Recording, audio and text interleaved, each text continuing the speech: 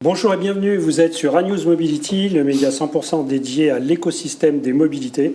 Aujourd'hui, nous avons la chance de recevoir pour cette grande interview Francis Bartholomé. Bonjour Francis. Bonjour. Qui est président du CNPA depuis 2014 et de Mobiliance depuis 2022. Alors si vous voulez bien, nous allons démarrer par une séquence identité. Alors je suis allé, comme je fais à chaque fois, je vais voir le profil LinkedIn de chacun de mes interlocuteurs. Et vous êtes quelqu'un de sobre, puisque vous n'avez pas beaucoup de choses sur votre profil LinkedIn. Donc, je vais vous demander de vous présenter, peut-être en nous donnant, déjà commençant par votre formation, si vous avez une formation d'ingénieur ou que sais-je. Et après, on parlera de Mobiliance. Très bien. Donc, j'ai fait des études tout à fait classiques jusqu'au baccalauréat, avec une petite particularité quand même, c'est que je l'ai passé en 68, et que le bac de 68... Vous l'avez passé. On l'a passé. Donc voilà. Ça veut dire que même les années comme ça, les gens qui ont passé le bac en 68 ont aussi quand même un petit peu dans la vie. Donc ça permet de réfléchir un tout petit peu. Des fois, des bacs perdus, je crois qu'il n'y en a pas. Ensuite, j'ai eu une option très, très environnementale, je dirais, puisque j'étais beaucoup d'amis dans le monde agricole et j'ai passé un diplôme d'ingénieur en agriculture de l'École supérieure agricole de Beauvais, diplôme d'ingénieur en 5 ans, et qui m'a clairement proposé plusieurs formations, mais il y avait une branche qui m'intéressait beaucoup plus, en dehors de la section animale et la section végétale, qui était la section économie. Il y avait économie des entreprises agricoles, donc, ce qui était particulièrement vrai pour les coopératives, les grandes exploitations et les banques. Et la suite a fait que j'ai passé ma durée de 6 mois de stage. C'est faite au Crédit Agricole de Reims à l'époque, au service des prêts, des engagements pour effectivement tout le domaine des acquisitions foncières dans le domaine viticole, ce qui était passionnant actuellement. J'ai déjà beaucoup apprécié du champagne. Et d'ailleurs, le mémoire que j'avais fait à l'époque était le titre Le champagne, produit agricole ou produit industriel. Voilà. Alors cette première passée. Vous luttiez déjà à l'époque contre les bouchons, alors. À l'époque, il y avait les bouchons, mais j'ai déjà appris aussi un peu par la suite. Donc j'ai travaillé dans une coopérative très vite, après le Crédit Agricole, avec des progressions importantes jusqu'à la direction des ventes des approvisionnements et des engrais. Ensuite, aux achats, blé, céréales et reventes, les importations d'azote. Et j'ai terminé dans cette partie-là, à la fin, sur...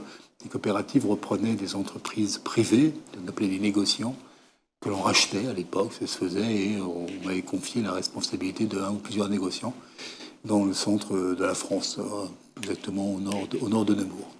Alors comment on arrive voilà, c'est où est-ce qu'on arrive. Et donc, pendant ce temps, ma mère, parce que c'est une maman qui a été rentrée dans une entreprise concessionnaire automobile, en 1954, c'était la belle histoire de la famille. Elle y est rentrée à l'époque avec un brevet. Je devais être sûrement sur le porte-bagages du vélo, déjà le vélo à l'époque. Et de toute la période qui a duré cette entreprise parisienne, elle a réussi à évoluer, à être à jour à terme pour prendre la présidence même de ce groupe. Elle a évolué de base. Et ce qui fait qu'à un moment donné, la relation qu'elle avait avec le Ford était très intéressante, parce que c'était le constructeur. Elle était la seule femme concessionnaire en France à l'époque, ce qui était quand même assez intéressant.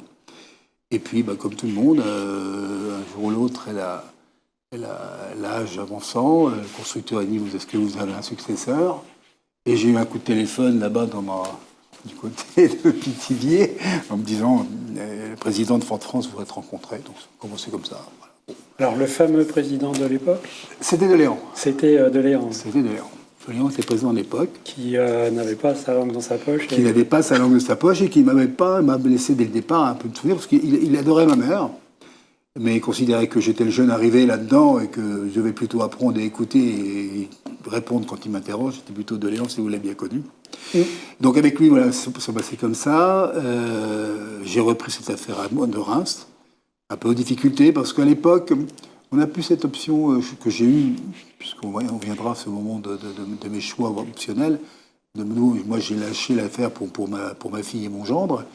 Mais je veux dire qu'à l'époque, on ne savait pas lâcher. C'est-à-dire qu'on mettait un successeur, mais on y restait. Donc ça n'était pas des périodes... De toute façon, on disait toujours, on ne sale pas la soupe à deux. Hein. C'est-à-dire que quand on dirige une entreprise, c'est très compliqué à le faire. Voilà, j'ai vécu ces périodes-là.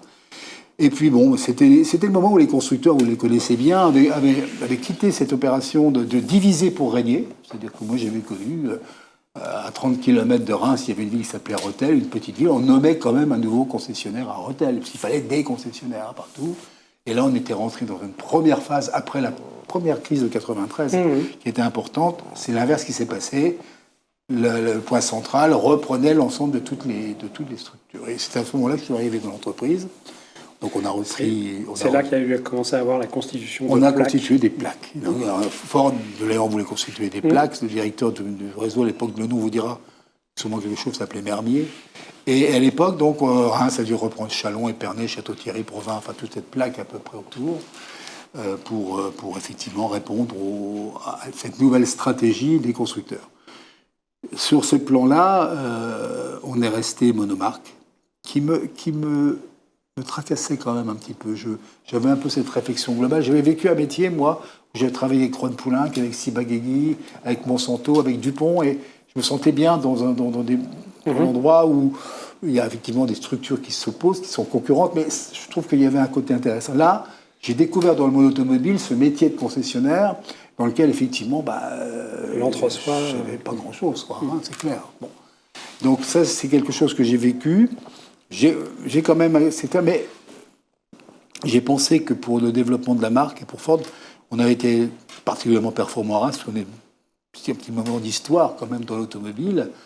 Ford avait atteint 9,5% de pénétration en France à l'époque, du diesel au prix de l'essence.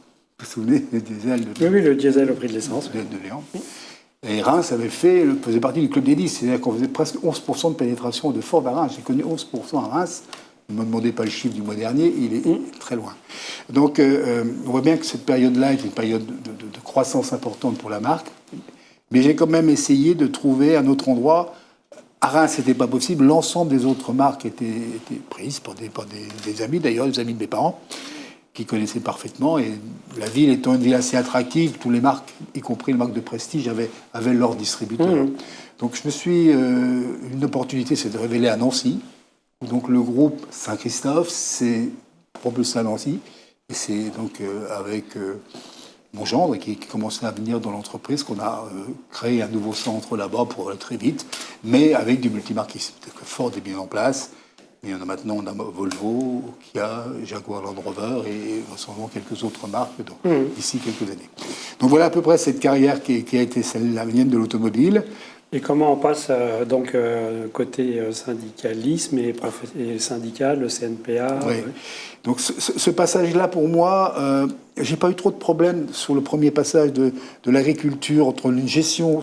J'ai toujours considéré qu'à un moment donné, un stock, c'est un stock. Que vous stockez des pièces ou des machines, que vous stockez des graines ou des engrais, vous avez un stock. Vous avez des valeurs tournantes, vous avez des stocks morts, vous avez un certain nombre de situations.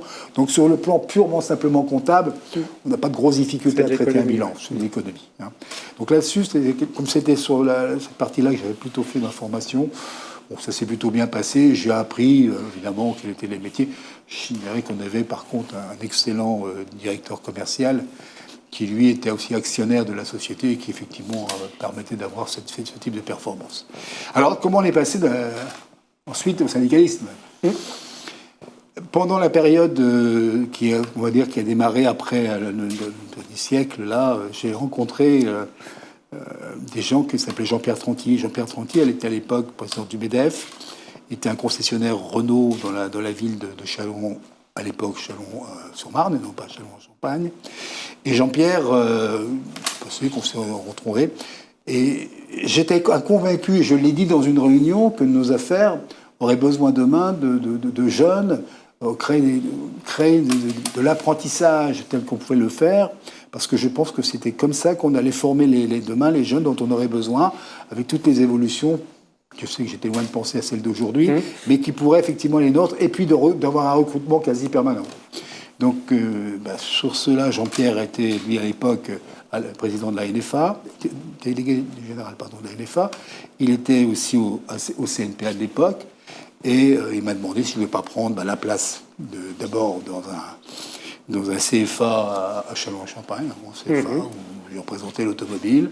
Et puis ensuite, une fois que je suis parti dedans, représenter la Marne dans un premier temps pour le CNPA, puis la région pour le CNPA. Et puis un jour... Pardon, c'était à quelle époque ça? Alors ça, c'était les époques début des années 2000. D'accord. Vraiment, cette ouverture qui se faisait... à l'époque, d'ailleurs, on avait déménagé, nous, le groupe Saint-Christophe, on était parti à l'extérieur pour quitter les centres-villes. C'était aussi cette époque-là où les concessions du centre partaient à l'extérieur, vous savez, c'était un peu nouveau. Donc là, c'est cette partie-là qui me passionnait, et j'ai beaucoup de relations, beaucoup d'amis. Et vous avez gardé vos fonctions dans l'entreprise, ou vous êtes petit à petit à ce moment-là, je gardais directement encore mes fonctions dans l'entreprise, jusqu'à l'époque où, effectivement, venant à Paris, d'abord pour la NFA, ensuite j'ai été président du GARAC pendant quelques temps, à la demande de Jean-Pierre Tranty. Jean-Pierre, malheureusement, nous a quittés en 2012, bien trop tôt, et à ce moment-là, la NFA m'a demandé effectivement de prendre une place de délégué général de la NFA, les choses se faisant, et j'ai commencé un peu cette vie assez syndicale dans le paritarisme, mais dans toute cette évolution qui me plaisait beaucoup. J'ai quitté à regret le GARAC, parce que pour moi, c'était une école qui représentait une valeur sûre. D'ailleurs, vous savez très bien, vous connaissez bien nos métiers, surtout l'école d'automobile, c'est une très très belle école. Et puis, est arrivé les élections générales au CNPA en 2014, et fin 2013, on m'a dit, mais les concessionnaires se cherchent un concessionnaire éventuellement pour être candidat pour l'élection en 2014. J'ai un gros défaut, une grosse qualité, c'est vous qui le direz, je ne sais pas dire non. Donc je pense que c'est un peu de l'ego, vraisemblablement c'est de l'ego. Bon, voilà. Mais il y en a qui sont comme ça, j'en fais partie. Oui, puis il y a des gens qui ont envie de faire des choses. J'ai dit oui, et c'est là peut-être qu'on peut basculer sur ce qui est devenu un peu la maison, c'est que globalement, je ne voulais pas que ça soit à l'époque quelque chose qui soit une opposition entre un concessionnaire et un agent qui pouvait représenter les agents. Et pour moi, la maison CNPA, c'est une maison qui était une maison dans laquelle on retrouvait l'ensemble de tous nos métiers, tous les amis que je connaissais ici présents. Et j'avais donc un projet qui s'est résumé assez simplement en disant le président du CNPA est le président de toutes les branches professionnelles et le président à égale distance de tous les métiers. Ça a été mon slogan de campagne, le président à égale distance de tous les métiers. Et j'ai toujours considéré que si même on était tous concurrents, si même on avait tous des métiers un tout petit peu parallèles, mais quelquefois différents et en concurrence, on avait une chose qui était certaine qu'il fallait faire, c'est faire regrouper le quantitatif au maximum pour pouvoir commencer à peser et être entendu. Alors, ça a été le point de départ de cette structuration telle qu'elle a été là, qui nous a permis de gagner. Le projet a été accepté. Bon, ça a été une victoire. Je crois que c'est au-delà du projet, au-delà de moi-même, c'était le projet qui a été la bonne idée. C'est de dire, tout le monde s'est senti, enfin, il y a un président, si c'est les ramasseurs d'huile qui ont besoin demain parce qu'il y a une inflation de sur l'huile au niveau international, il peut prendre le sujet. Les auto-écoles ont été, je me souviens d'être allé à Biarritz en 2014 aux auto-écoles, si vous voulez, pour expliquer que je sentais bien cet ensemble de métiers qui collait un tout petit peu à cette réalité de ce que moi j'avais envie de faire de monde professionnel sur cet ensemble de cette grande branche qu'on appelait la branche des services et de l'auto. Voilà. Et là, ça représentait combien de métiers à ce moment-là? Bon, à l'époque, ça représentait déjà sur mon 16 ou 17 métiers. Ah oui. Oui, les métiers sont venus à peu près par la suite. Mais il y avait déjà cette grande diversification qui existait, si vous voulez. Alors, je vais faire un petit peu de provocation. Après, du CNPA, on a fait Mobiliance, parce qu'il fallait rattraper le marché et ce qui se passait, ou parce qu'on l'a anticipé, il fallait se préparer? Alors, là, à mon avis, c'est plutôt la deuxième version de votre anticipation. L'idée, c'était quoi? C'était de penser que NPA, c'était l'automobile. C'est très connoté C'était connoté automobile, c'était, rappelez-vous l'époque, très connoté concessionnaire. Groupe de distribution, une très forte, on va dire, une autonomie assez forte de réalité entre les concessionnaires et certains constructeurs. On avait cette force-là. Qui, moi, à mon avis, avait du sens, mais qui globalement aurait mené l'ensemble de la structure à peut-être avoir une branche des concessionnaires forte et une autre branche qui rassemble dans tous les autres métiers. Et pour moi, ça n'avait pas de sens, ce genre de choses. Donc c'est très clair qu'on avait ça. Et quand on a repris la FNCRM, qui était la Fédération nationale du cycle et du motocycle, Oui. qui est rentrée chez nous, c'est moi qui les ai fait venir, on a commencé à bouger un tout petit peu et on s'est dit, mais c'est NPA, l'automobile. Alors, oui, à l'automobile, bien sûr, mais on va basculer sur quelque chose de différent. Notre structure syndicale, professionnelle, doit passer sur les mobilités. C'est les mobilités de demain dans lesquelles on retrouve l'ensemble de tout le monde qui doit effectivement tirer. C'est-à-dire que la FNCRL se sentait très bien se sent très bien aujourd'hui sur un mobiliance plus que sur un CNPA, vous l'imaginez. Donc il y avait les auto-écoles, il y avait un certain nombre de choses où il fallait qu'on réfléchisse. Mais vous avez gardé quand même, vous avez conservé les particularismes, parce que tous les auto-écoles, ils ont leur magazine. Il y a un magazine de 2 et 3 roues, même un journal officiel avec des cotes, etc. Oui. Et un certain nombre de choses comme ça. Ça a perduré, ça. Oui, ça a perduré. Oui, vous avez raison de poser la question. On a pensé à un moment donné faire un gros blog sur tout le monde dans le même. On ne l'a pas fait. Vous avez raison.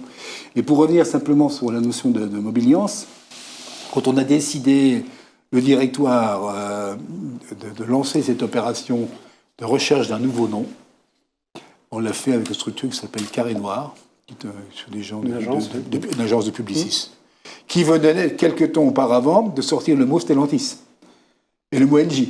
Donc c'était les acronymes disparaissaient petit à petit pour aller sur autre chose. On a fait un appel d'offres, on les a choisis. Ça a duré pratiquement un an. Hein. Vous savez, les premières ébauches, les premières réflexions, des enquêtes sur le plan du territoire au niveau de tous nos métiers. Le carrossier était enquêté, tout le monde était enquêté sur ce genre de choses. Ce qui est bien, c'est que NJ et Stellantis, on ne sait pas, même si c'est pétillant, ça fait peut-être rêver, ça connote, mais on ne sait pas forcément de quoi il s'agit. Alors que Mobiliance, on sait de quoi il s'agit. Mobiliance, Mobilité Alliance. Ça, c'était très clair. On reprend ce qu'on était en train de se dire sur l'ensemble de tous les métiers. On en crée une alliance pour la force et puis Mobiliance pour la mobilité. Voilà, ça dit ce que ça veut dire et c'est très bien. Après, on a investi assez fortement sur le sujet parce que j'étais certain qu'une fois que c'est acté, il faut le faire savoir. Donc on a agi dans ce sens-là pour que... Et pour tout vous dire aujourd'hui, on a une très grande fierté d'avoir choisi Mobiliance. On a une caisse à résonance avec le mot Mobiliance auprès des pouvoirs publics, auprès des pouvoirs économiques, qui est bien supérieur au mot CNPA, qui avait cette connotation un peu ancienne, concessionnaire, alors que les concessionnaires sont particulièrement, et encore, l'acteur le plus important de Mobiliance, mais ils s'y sentent plutôt, je veux dire, relativement bien, quoi. Donc ce mot-là porte aujourd'hui, a porté ce projet de l'évolution de l'auto seul vers ces métiers de la mobilité, qui d'ailleurs, si vous avez regardé, mes prédécesseurs, du temps de Gardin déjà, avaient travaillé. Bailly a travaillé au CESE sur des documents sur la mobilité de demain, la voiture de demain, c'est quoi les projets. Donc nous, on est reparti dessus. Puis peut-être vous rencontrez l'histoire du démarrage de notre réflexion sur cet avis des mobilités. C'était en 2014, c'était le salon de l'auto à Paris. C'était le président Hollande qui était là, avec un jeune ministre tout nouveau de l'économie qui s'appelait notre président national actuellement, Emmanuel Macron. Pardon, Emmanuel. Et à la fin de la discussion, j'ai eu pour la première fois la possibilité de présenter la branche devant les constructeurs, devant l'ensemble du monde, présenter qui on était, combien, et devant le président de la République, et Emmanuel Macron, bien sûr. Et à la fin le ministre fait le tour de la table, vient près de moi, il dit il serait bien ce que vous faites, mais il serait temps de penser à ce que vous évoluez un petit peu. Blablacar, ça existe et vous n'y êtes pas. Vous devez bouger énormément, vous devez réfléchir à votre avenir de l'ensemble. Et je lui dis simplement la chose suivante, je dis, vous savez, j'admire ce Blablacar, cette start-up qui effectivement réussissent. Je dis, c'est que vous nous mettez en concurrence, nous, nos concessionnaires, nos structures, ce que nous sommes, avec des charges, des structures très fortes. Vous faites courir une voiture très légère de 400 kg, nous avec 300 kg de charge dans les coffres. Oui, je dis, on a besoin. La start-up et le poids lourd, c'est voilà. Pas facile. Et c'est là que le mot est parti. Et réflexion après, on a créé à Bercy, on a eu les états généraux des services de l'automobile. Il y avait eu l'industrie auparavant, et on a eu quelques mois après, à Bercy, on a lancé avec le ministre de l'époque, ce qui nous a toujours laissé garder une relation plutôt bonne, je dirais, dans cet esprit qui avait été le nôtre, et qui s'est terminé relativement très bien jusqu'à jusqu'à notre arrivée à Station F, où Xavier Niel a créé Station F, et dont on a eu cette idée de dire, puisqu'on continue, il y avait une verticale de la mobilité qui existait, pourquoi pas proposer notre candidature en tant qu'organisation professionnelle pour pouvoir prendre le pilotage de cette verticalité. Alors, c'est-à-dire précisément, vous faites quoi à Station F? Alors, à Station F, vous êtes hébergé. À Station vous F, avez une antenne, pardon, qui est... Alors, à Station F, on est en structure avec des gens qui sont avec nous, qui s'appellent Via Idée, de Mobilia. Donc, on travaille tous les deux. Nous on apporte... Derrière, c'est le groupe Auchan, etc. Tout à fait. Nous, on apporte un peu cet ensemble, d'abord de distribuer l'idée des startups qui soient disponibles, qui ne soient pas un frein, une opposition, qui était mon job le plus souvent à faire, vis-à-vis des métiers dits traditionnels. Je vais beaucoup dans les territoires, je discute beaucoup avec nos amis des différents métiers. Quand je leur parlais que nous, on était là, il y a des gens qui me regardent avec des yeux comme ça. C'est quoi? Ça sert à quoi? Donc, à expliquer que l'avenir de demain, c'est là-bas. Il faudra mixer ces nouveaux opérateurs avec certaines envies avec nos métiers traditionnels qui, à mon avis, auront des complémentarités. C'est une évidence. Mais ça a été un métier, il a fallu le faire. Il a fallu convaincre un petit peu les choses. Alors, est-ce que vous allez au-delà? C'est-à-dire que des startups qui ne sont pas du tout automobiles peuvent Alors, on est resté dans le domaine de la mobilité. On a aujourd'hui des startups de la mobilité au sens général. C'est notre ami Julien Honard qui en a la présidence maintenant. Mais on a aussi des startups dédiées réellement à l'automobile. Donc on est aussi sur ce genre de choses. Et l'idée de tout ça, c'est qu'on a fait amalgamer ce monde parce que les startups avaient besoin aussi d'un syndicat professionnel. Leurs problèmes juridiques, leurs problèmes fiscaux, leurs problèmes sociaux, dès qu'ils avaient quelques employés. Donc ils ont rejoint assez facilement notre branche professionnelle. Donc vous savez très bien, formation professionnelle, santé, prévoyance, et puis convention collective. Donc tout ça, c'était un tout qui leur faisait aussi qu'ils avaient du truc tout fait qu'ils n'avaient pas à construire. Donc voilà ce qui a pu se passer dans ce domaine-là, si vous voulez. Alors si on peut résumer, au bout de 2 ans de Mobiliance, concrètement, qu'est-ce que vous avez transformé? Qu'est-ce que vous avez réussi? Et puis, sur quoi vous travaillez pour les 2 prochaines années? Oui. C'est quoi la feuille de route? Alors, à la question, je me répète un tout petit peu, mais pour nous, le mot mobiliance et cette orientation de l'auto vers l'ensemble des mobilités a été une réussite. On l'a réussi. Pourquoi? Parce qu'on a insufflé, avec mon directeur général, que vous connaissez aussi, Xavier Oran, on a insufflé un peu cette envie d'avoir cette représentativité de cette modernité nouvelle qui est effectivement la mobilité des Français. C'est clairement, on s'est engagé dedans.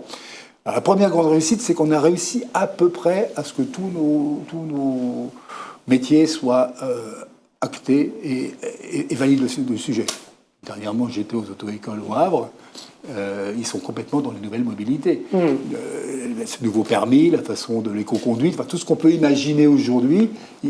Et eux s'aperçoivent très bien qu'être représentés par Mobiliance aujourd'hui, c'est autre chose que le CNPA auto-école il y a une dizaine d'années, si vous voulez. Donc ça, je pense que c'est vrai pour tous nos métiers. Les concessionnaires qui ont fait une communication. Ma concession, c'est la solution au moment donné où certaines difficultés existent dans une rupture commerciale sur la volonté de certains constructeurs de vouloir changer les choses. On a positionné Mobiliance en quelque chose de relativement fort au niveau de ce sujet-là. Oui, il y a des concessions, enfin pas encore beaucoup, mais il y a certaines concessions, c'est même en test, ou plus qu'en test, qui aussi vendent du scooter électrique, de la trottinette. Ne le dites pas personne, mais mon groupe vient de racheter une approche de moto et de vélo. Un groupe de distribution automobile. Donc mon genre vient de reprendre. Donc on a signé il y a une dizaine de jours. Donc on voit bien que tout a évolué par rapport à ça. Et puis c'est un peu dans l'esprit du nouveau client, cette nouvelle façon de traiter les choses, traiter les gens, et puis traiter l'ensemble des mobilités. On a été un acteur. Dans la question que vous m'avez posée, je crois que notre idée, ça a été de ne pas subir, comme on pouvait subir les syndicats professionnels dans le temps. On attendait qu'il y ait un vrai problème qui nous tombe pour aller râler. Ouais. Là, on se dit, et moi je l'avais dit d'ailleurs à l'époque au ministre Macron, j'ai dit, nous, ce qui nous intéresse beaucoup, d'ailleurs avec les différents ministères, c'est vrai, si on peut être proactif ou réfléchir et donner nos avis sur comment on voit les choses demain, ça c'est quand même un petit peu arrivé. J'avais remis au président Macron, je crois en 2016, un livre sur les nouvelles mobilités, sur Mobiliance et les mobilités, dans lequel on s'engageait, nous, de notre côté, à faire évoluer la multimodalité c'est pas quelque chose de nouveau pour nous. Le covoiturage, c'est pas quelque chose de nouveau. Et nous sommes d'ailleurs très fiers que Blablacar est aussi à Mobiliance. Donc on voit bien que tout ça, c'est un tout où ma plus grosse crainte, c'était peut-être qu'à un moment donné, on s'échappe un peu vers le haut, qu'on soit un peu dans cette réflexion proche des politiques, proche des constructeurs, proche un peu de toute cette évolution, voire d'une administration un peu très orientée, et que globalement, je m'échappe un tout petit peu de mes obligations de syndicat professionnel à la défense de tous les jours de nos adhérents. Hein, cette façon dont ça avait fait, j'avais noté par le social, j'avais noté le juridique fiscal, l'environnement, prévention des risques professionnels, tout ça. Alors ça reste, hein, je l'affirme bien fort. Ma crainte a été qu'à un moment donné, tout le monde pense qu'on était plutôt parti là-bas à Paris, dans le ciel de je sais pas quoi, de station F, je ne sais pas trop où, dans des mobilités. Donc, j'ai tenu à ce qu'on reste bien les pieds sur terre. Je fais 3 voyages par mois dans les territoires pour rassurer nos présidents de territoire, pour rassurer nos métiers. Parce que ça, si on n'a pas ça, si on n'écoute pas à la base, si j'ai expliqué à la base de ce qui se passe à Station F, le gars va me dire, moi, demain matin, j'ai un problème pour ouvrir, je sais pas, j'ai plus de boulot, j'ai plus rien, j'ai des vrais problèmes. Donc, on a tenu à garder, c'était votre question. La réussite pour moi, ça a été aussi le fait qu'on garde cette force qui est notre base, notre raison d'être syndicale première. Alors demain et après-demain. Demain après-demain. On ne changera plus de nom, ça je vous garantis. Faut jamais dire quelque chose. Il est très bien, vous pouvez le garder pendant longtemps. Si ça change de nom, je peux vous assurer que ce ne sera pas moi. Ça c'est sûr, je peux vous assurer que ça ne viendra pas de moi. On veut continuer un peu cette façon d'organiser. Mais alors, on a pris un sujet que j'ai défendu encore la semaine dernière dans un endroit à Toulon avec le MEDEF. On a pris un sujet qui est le sujet de cette évolution réelle sur la lutte contre le réchauffement climatique et la lutte contre les particules fines et les NOx. Pourquoi ? Parce qu'en première ligne, la voiture était quand même regardée de très près. Dès qu'on parlait de pollution, alors la pollution, on s'en charge. On évitait, on ne sait pas ce qu'on polluait, mais on polluait. On tuait, on était pas bien. Donc ça, clairement, on s'est dit là, il faut qu'on fasse un contre-feu, une contre-attaque. Première chose qu'on avait fait, je suis rentré au club de Génération Responsable pour le commerce. J'ai dit, on est commerçant, mais on va acter notre réflexion sur cette génération responsable qui est demain une lutte réchauffement climatique et surtout une décarbonation. Ça, c'est la première chose qu'on a fait. Ensuite, on a évolué un tout petit peu, on a voulu l'inscrire dans les statuts de la maison Mobiliance. C'est-à-dire qu'on a inscrit le développement durable statutairement comme une obligation dans nos réflexions de chacun de nos métiers. Et on politique RSE, etc. Alors, la politique RSE, bien sûr, en découle. Et ça, c'était avec tous les ans des récompenses, des prix, des citations pour ceux des métiers qui ont eu des actions les plus valorisantes et les meilleures. Donc on a continué à avancer là-dessus et on vient de faire en sorte, on vient de lancer, c'est très récent, notre axe de décarbonation. C'est-à-dire on a pris le système en se disant maintenant, on va travailler sur le point en disant quel un métier, concessionnaire, agent de marque, loueur, parking, vont chiffrer en faisant des actions qu'on mettra en place, cette décarbonation, c'est-à-dire d'une manière quantitative, combien de tonnes de CO2 on est capable, effectivement, dans chacun de nos métiers, pour essayer de faire en sorte que sur une année globale, alors ce ne sera pas 2023, bien sûr, ça pourrait être 2024, mais ce sera encore un peu tôt, mais en 2025, les actions qu'on aura menées sur nos 18 métiers feront en sorte qu'on a apporté notre contribution de temps par nos métiers à ce sujet. Donc la décarbonation est pour nous aujourd'hui le gros sujet, et là je m'aperçois encore, la bonne nouvelle c'est que c'est un sujet qui est pris par tout le monde. C'est-à-dire que d'office, plus personne ne revient à l'idée de se dire le réchauffement climatique il existe. Alors après, il y a des données plus ou moins fortes, plus ou moins, on est plus ou moins catastrophiques. Il y a plus ou moins de degrés. On est plus ou moins catastrophiques, mais quelque part revenir en arrière, c'est pas possible. On en arrive à l'électrification de la voiture. On a été, nous, des défenseurs énormes de cette neutralité technologique. On n'a jamais voulu du tout électrique. un peu battu contre ce genre de truc. Moi, je suis intervenu à Bruxelles dans différents endroits. Je veux dire, c'est une erreur. On pourra pas. Mais il y a un moment donné. Je pense que d'ici 2035, ça va rebouger. Les constructeurs commencent à dire attendez, ça va être compliqué. Un seul système, c'est peut-être pas bon. Ça fait quand même 3 ans qu'on le dit. J'ai assisté, moi, j'ai eu la chance, pour le présent sur réunion. S'il n'y avait pas de solution, on ne pourrait pas le dire, mais il y a d'autres solutions. Donc, s'il y a d'autres solutions qui sont d'ailleurs. Enfin, personnellement, moi je crois beaucoup, c'est en fonction des usages. Bien sûr. Si c'est du lourd et que ça doit aller loin, l'électrique, pour des camions, des bateaux, c'est pas forcément ce qu'il faut. A priori, l'aéronautique a choisi plutôt les e-fuels et les avions électriques, mais pour les petits avions.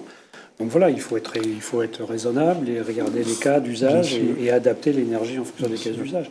Et puis si on décarbone que 95%, c'est déjà mieux que zéro. Oui. Je pense que de toute façon, on est tellement avancé qu'on ne reviendra pas en arrière. Par contre, il pourra y avoir, je suis d'accord avec vous sur le mot adaptation, parce qu'il y a du bon sens. Il y a du bon sens technologique, il y a du bon sens économique, il y a du bon sens environnemental. Je crois que le bon sens, il s'aperçoit bien que ces 3 bons sens-là font que 100% électrique, c'est du domaine de l'impossibilité. Donc on le voit bien, ça c'est des choses. Mais globalement, ça veut dire quand même qu'il y a des choses qui ont fait. Nous, à Mobiliance, on s'interroge réellement sur quel a été ce vecteur aussi puissant qui a conduit l'Europe à cette électrification à marche forcée, alors que le monde entier nous regarde les yeux effarés et continue tous à produire du thermique. Alors je pense qu'on a. On s'interroge. On s'est mis des échéanciers très durs, sans tout simplement de la réglementation, avec d'énormes amendes comme on fait à chaque fois pour les constructeurs. Et puis ils disent si on n'a pas envie de payer des milliards d'euros, on est obligé d'y aller. J'ai eu l'occasion d'être, puisque vous savez qu'on fait partie du comité stratégique de la filière automobile entre la filière aval avec nos amis de la PFA. On a eu l'occasion de s'exprimer plusieurs fois à l'Élysée, d'ailleurs, des réunions PFA, dans lesquelles nous étions conviés à chaque fois. Et c'est pas faute, dans les 2-3 dernières années, d'avoir expliqué les uns ou les autres, y compris, je me souviens très bien du président de Stellantis de l'époque, expliquant qu'on va vers une impossibilité, c'est très clair. Et puis après, on a bien vu que les industriels, plus que nous, qui à un moment donné sont des industriels et qui doivent investir des sommes énormes, il faut qu'ils basculent, ils y vont ou ils n'y vont pas. Une fois qu'ils basculent, ça va être difficile, et le paquebot est parti. Je pense qu'il y a une première recul qui a été faite, c'est sur l'Euro 7. Vraiment, l'Euro 7 s'est arrêté. On sera de l'Euro 7, vraisemblablement, pour le poids des véhicules, éventuellement, les particules fines, vraisemblablement, ça puisse exister pour pas une défaite totale de l'Euro 7. Mais sur le plan des moteurs thermiques, il n'y en aura pas. Sinon, on allait perdre encore 30% de véhicules thermiques existants. L'Euro 7 qui vient s'ajouter au reste. Qui venait s'ajouter au reste. Bon, là, on sent que c'est plutôt derrière nous. Alors, c'était une de mes questions. Et une autre question, parce que vous avez bien dit qu'il y a un socle, vous avez des métiers, il faut les défendre, il faut les aider, il faut les former, etc. Il faut les éclairer pour ce qu'il y a demain. Mais ça reste... Alors, en plus, vous avez le nom Mobiliance, c'est pas limitatif, c'est de la mobilité. Donc, il n'y a pas auto dedans. Donc, moi, quand je regarde la mobilité, je vois que ce qui marche, quand ça marche, les déplacements, c'est quand il y a de la multimodalité. Oui. Et aujourd'hui, ce que je constate, alors ma question est un petit peu longue, pardon, ce que je constate, c'est que les vecteurs de mobilité, ou les secteurs de mobilité, fonctionnent encore beaucoup en silo, se parlent quasiment pas. Alors les constructeurs avec les lois courte durée, mais ça a toujours été. Mais avec le ferroviaire, jamais. Avec le naval ou maritime, à part transporter des voitures, jamais. Avec, je dis n'importe quoi, du système de transport à câble, jamais. Et en fait, on laisse ça à des collectivités qui font des schémas ou des plans de mobilité. Et puis, moi, ce que j'ai l'impression, c'est que si des grands intervenants comme vous, dites pas, attendez, on a notre mot à dire, on a des solutions, vous proposez quelque chose, l'automobile restera, je caricature, une brique de ces plans de mobilité. Oui, ça me donne deux idées. Votre question. La première, c'est qu'on se pose cette question en permanente, Mobiliance. De nos métiers, disent ceux qui rendent systématiquement comme on a pris le rétrofit.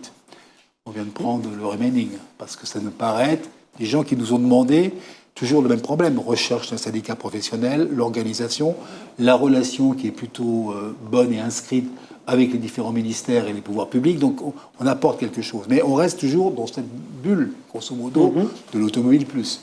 Ce qu'on essaye de faire à Mobiliance, c'est de réfléchir. Est-ce que, par exemple, je souhaite qu'il y ait des réflexions intéressantes, par exemple avec la FIEV, les équipementiers. Je sais que vous avez reçu mon ami Claude Cham il n'y a pas longtemps. Qui, sur le tout électrique, a exactement le même point de vue. Exactement. Donc on n'est pas de difficulté, on n'a pas de point de vue différent. Donc je veux dire qu'on réfléchit, nous, un peu à comment on peut agrandir un peu cette réflexion autour de nous. Et puis il y a un deuxième point qui, peut-être, va répondre plus concrètement à votre question. Et ça reviendrait pour moi par le biais de ce que j'ai beaucoup apprécié, c'est la formation professionnelle, d'une part, le financement de la formation, ainsi de suite, qui sont ce qu'on appelle les OPCO des mobilités. Les différentes OPCO qui ont été créées aujourd'hui ont un exemple à montrer et répond assez logiquement à votre observation. Dans un OPCO des mobilités, au sens large, il y a toutes les mobilités qui s'y retrouvent, sauf l'aviation. Bien que l'avion roule un peu sur une piste, mais on ne l'a pas considéré comme étant sur un terrain. Donc là, on retrouve nos services, les transporteurs, parce que Mobiliance n'a pas les transporteurs. Parler des mobilités en France aujourd'hui, sans parler des transports avec les transporteurs, c'est compliqué. Le transport de marchandises et le transport de personnes, c'est colossal. Tout à fait. Donc là, par ce biais-là, si vous voulez, on les rencontre dans les mobilités. La SNCF, vous en avez parlé tout à l'heure, elle est dedans. La RATP, tout peu à part. Les transports fluviaux sont dedans. Le maritime, transport maritime sont dedans. Donc on voit comment cette grande structure qui est là, qui regroupe, avec un avantage assez fort pour à la fois nous, transporteurs et Mobiliance, c'est que nous représentons à peu près 70% des effectifs de la formation professionnelle, ce qui nous donne cette capacité à faire. Mais l'idée derrière ça, elle est d'aller un peu plus loin. C'est une réflexion globale à travers la formation des jeunes. Commencer dans ce qu'on est capable, nous, en formation continue, de travailler avec la formation continue des transporteurs. Oui, la réponse est oui. On le démontrera, à mon avis, d'ici dans peu de temps. Est-ce qu'on est capable de travailler à des réflexions globales de développement intermodalité avec les amis du ferroviaire? Bien sûr. Ça, c'est une opération, à mon avis, qui se met en place. Vraisemblablement que je poserai ma candidature pour prendre la présidence de l'OPCO au 1er janvier pour succéder à un transporteur. Mais je crois que là, on a vraiment le fait de nous rapprocher un peu. Si c'est vrai que le but principal reste la formation professionnelle, l'alternance, les jeunes, ça reste quand même le fait d'échanger quand même sur un avenir commun qu'on peut envisager ensemble. Voilà. Mais Mobiliance a cet aspect des choses. D'accord. Question que je pose assez souvent à notre directoire. Est-ce on a beaucoup de gens qui frappent à la porte de Mobiliance. Et à un moment donné, on se pose des vraies questions. Il faut que ça reste ingérable. Deux, il faut que ça soit admis par la grande majorité de nos adhérents. Le chiffre 1. oui, pas ingérable. Mais, alors, je précise. Donc, oui, donc on est convaincu qu'effectivement, dans ce mouvement dans lequel on est parti aujourd'hui, à mon avis, je vois mal. Je ne vois pas arrêter cette réflexion globale. Parce que ma crainte, c'est que demain, si on continue à faire des silos qui ne communiquent pas, on va avoir des GAFAM, ou des GAFA qui vont arriver et qui, eux, vont faire l'itinéraire, le mode de paiement avec son smartphone et les vecteurs de la mobilité, eux, ce seront que des briques qu'on mettra les unes derrière les autres ou à la queue leu, etc. On est convaincu, mais Station F répond un peu en partie à ça aussi. Hein. Alors, la réflexion de Station F de certaines startups qui travaillent sur les sujets, ça y répond. Hein. Alors qu'en France, c'est comme je suis un petit peu le sujet, il y a des pépites, il y a des sociétés qui font des noyaux pour des solutions MaaS, ce qu'on appelle MaaS, donc Mobility as a Service, c'est-à-dire toute la chaîne, et qui vendent leurs noyaux à des... Aujourd'hui, alors elles vendent des noyaux d'appli ou de solutions globales à des collectivités qui réinventent la roue, qui refont au niveau de la métropole, qui refont un truc pendant 3 ans et ça coûte très cher. Mais voilà, et qui sont en train de préparer. Enfin, on a quand même des. C'est pas forcément Microsoft qui est derrière ou des sociétés israéliennes. Voilà, on a quand même des pépites. Et je pense que c'est des. Le fameux MaaS dont vous parlez, là, moi je l'ai proposé dans différentes métropoles. Il y a des gens qui nous ont interrogés, sur lesquels, effectivement, j'ai exactement cette même aperçu des choses que vous venez de décrire. Et à un moment donné, attention, si on ne prend pas le sujet assez rapidement, il y en a qui traiteront le sujet pour nous-mêmes. Donc on sait très bien. Mais vous avez raison de le souligner, c'est un de nos points permanents dans lesquels on doit avoir non seulement de la vigilance, mais qu'on soit aussi créatif par rapport à ça. Alors, comme on vient d'évoquer l'avenir, si vous aviez, si vous étiez devin,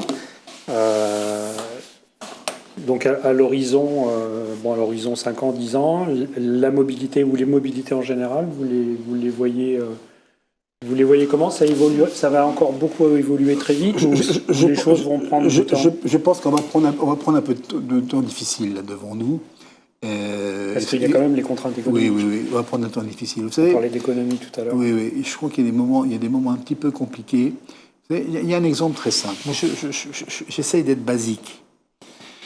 Quand on veut, dans quelques domaines que ce soit, imposer avant d'avoir expliqué, c'est compliqué. Je ne vais pas vous parler des retraites. C'est l'exemple le plus banal qui puisse exister. Il fallait expliquer les choses aux gens, non pas simplement vivre sur un truc, est-ce que vous voulez travailler plus. On n'a pas expliqué les choses. On a pensé que l'économie de gestion, la macroéconomie était d'une évidence telle que tout le monde allait suivre. On ne l'a pas expliqué aux gens. La macroéconomie. On ne l'a pas expliqué aux gens. Regardez, ça a été compliqué, ça l'est encore et ce n'est pas encore accepté. L'exemple plus proche de nous, les ZFE. Si on expliquait un peu aux gens de quoi ça retourne, avant de leur dire, toi, monsieur Dupont, la semaine prochaine, tu resteras là-bas ou tu viendras à cheval ou comme tu veux, mais tu verras plus que ta voiture. Il faut expliquer. Alors que c'est du bon sens. C'est réellement du bon sens pour la planète, pour notre environnement. Donc moi, je pense qu'on a voulu griller des étapes. On n'a pas donné le temps au temps. Mobilier, ça réclamait du temps au temps, en permanence. Mais quel était dans ce mouvement de dire la fin du mois ou la fin du monde, 2035 ou 2050 ou 2100, on serait donné 4-5 ans de plus, dans une neutralité un peu plus intelligente, avec une finalité, dans une explication un peu aux Français sur ce qu'effectivement on attendait d'eux dans leur déplacement demain. Je pense que ça avait du bon sens, on ne l'a pas fait. Alors, va falloir ça va nous coûter un peu. 4 ou 5 ans sur une Ça période va de nous coûter 200 un peu ans, de c'est temps. pas beaucoup. Non, on aurait pu le faire de manière intelligente. Là, on ne l'a pas fait. Donc on va souffrir, ça va craquer un petit peu de partout. Les gens vont râler, comme voilà. Donc je pense. Mais après, je vois une évolution. Vous savez, nous, dans nos métiers, nos garagistes, tout ce qu'on est. Le parc roulant, il est encore thermique pour un paquet d'années. Il ne faut pas se trop faire pour l'après-vente. Et je pense qu'en 2034, il y a beaucoup de gens qui vont en acheter. Le parc, il vieillit, il rachètera des voitures, et ainsi de suite. Et du thermique, ça va faire un boom du thermique colossal dans les 30 ans. Est-ce qu'il vaut mieux garder une voiture 20 ans Donc, je pense que ça va évoluer. Tous les 5 ans je pense que le temps qu'on n'a pas voulu consacrer à l'explication, on risquera de le perdre par le fait d'un peu dérochement. Ça, c'est mon avis, mais on y arrivera de toute façon. Alors ça, c'est l'avenir. Si vous aviez... si vous aviez comme vous êtes syndicaliste, aujourd'hui, qu'est-ce qui vous énerve, qui n'avance pas Une chose. Alors, oui, je suis syndicaliste. Oui, je suis clairement inscrit dans du paritarisme avec nos délégués syndicaux. Je disais la semaine dernière, je vais prendre l'exemple réel de sur quoi je me suis dit c'est pas possible. On m'a proposé effectivement dans le cadre du paritaire et de la convention collective de travailler, de réfléchir à la journée de semaine de 4 jours. J'ai dit écoutez voir, moi je vous demande en paritaire qu'on se regarde dans les yeux, qu'on regarde les vrais sujets de notre pays actuellement. C'est l'absentéisme et le recrutement. Il y a des difficultés partout, de la petite entreprise, la TPE, PME à la grande entreprise, il y a un vrai problème.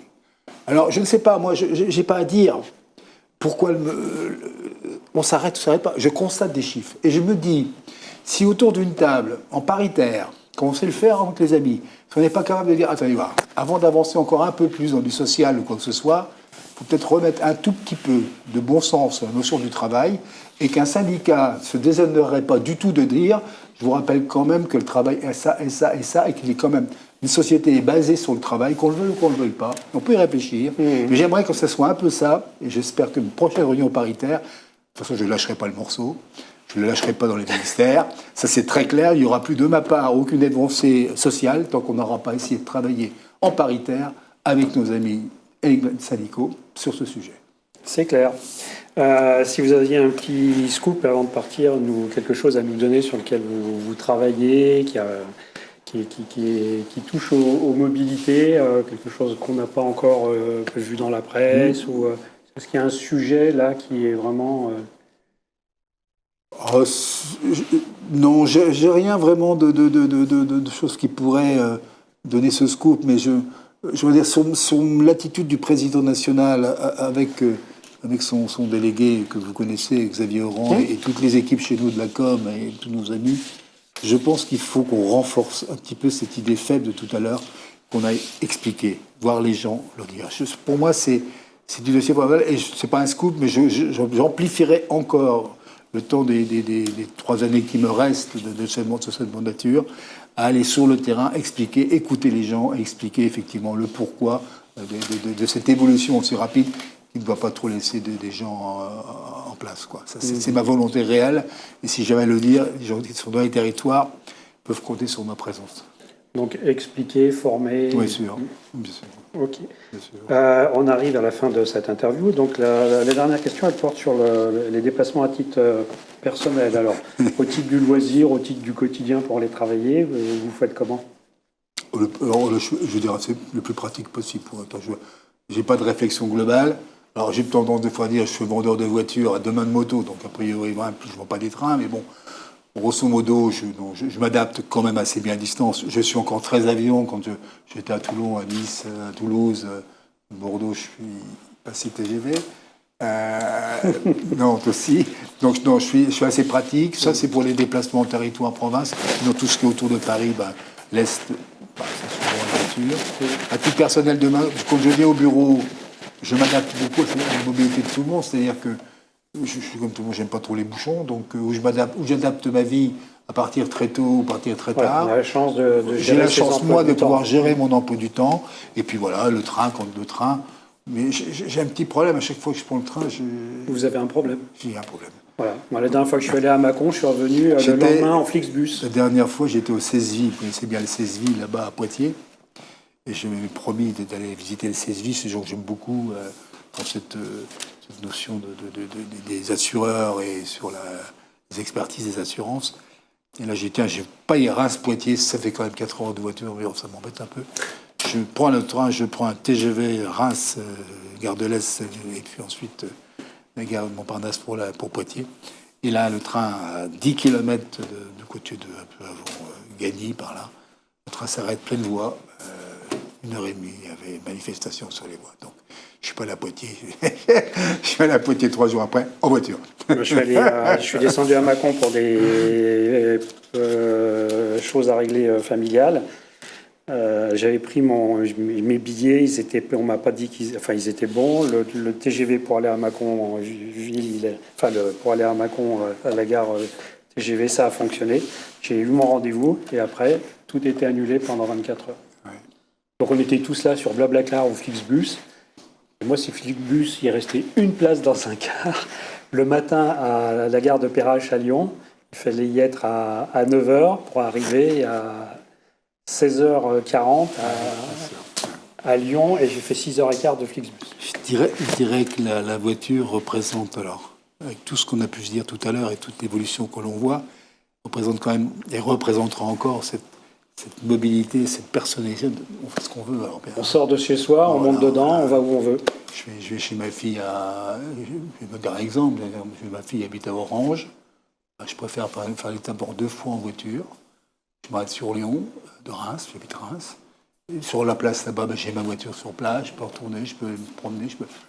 C'est quand même quelque chose. Voilà, alors, eh bien, voilà. Merci beaucoup. Donc, nous voilà arrivés au terme de cette grande interview. Donc, un grand merci à notre invité du jour, Francis Bartholomé, on le répète, qui est président de Mobiliance. Merci également à nos auditeurs, à nos spectateurs. Merci de nous suivre sur ANews Mobility. Et pour vous tenir informé des actualités du secteur des mobilités, n'hésitez pas à vous inscrire à nos newsletters dont le lien s'inscrit là tout à fait en bas de l'écran. Allez, à très vite pour une grande interview sur ANews Mobility. Merci, au revoir.